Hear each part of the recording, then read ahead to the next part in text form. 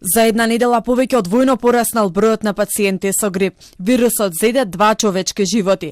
Јануари е месец со најголем број заболени од почетокот на сезонскиот грип, но лекарите сепак велат дека пикот допрва не очекува.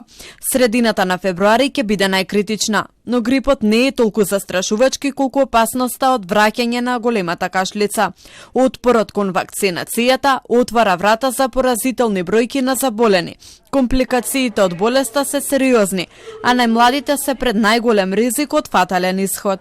Не само губењето на здив, кое што е акутно, кога ќе се случи инфекцијата со пертусис, може да има енцефалити, мозочни удари, скршеници на ребра, појава на хернија, на кили, на абдоминалниот дел од телото, поради тоа што кашлицата толку интензивна, страшна за гледање. Големата кашлица веќе беснее во регионот. Во Хрватска има 4500 заразени на население од 4 милиони. И дел од останатите соседни земји бројат илјадници заразени.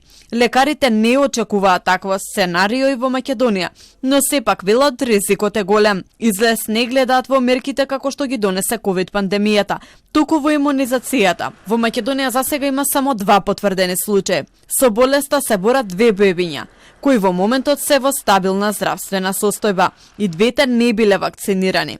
Има ли државата механизам да ги натера родителите да ги вакцинираат своите деца? Министерот за здравство Меджити со одговор. Ја по закони навистина сум дудук, не разбирам многу. Ја разбирам во здравство повеќе, но тоа што ќе ги консултирам службите, правните служби, ќе видиме, знаете, овие се комплексни работи, комплексни прашања. До 7 јануари вакцинирани се 60.766 лица против сезонски грип. Бројот на имунизирани новороденчиња против големата кашлица од година во година се намалува. Па така во 2022 година биле имунизирани 84%, а за да има колективен имунитет потребно е стапката да биде над 95%. Комисијата за заразни болести наредната недела ќе одлучува дали ќе има мерки и препораки за заразните респираторни болести.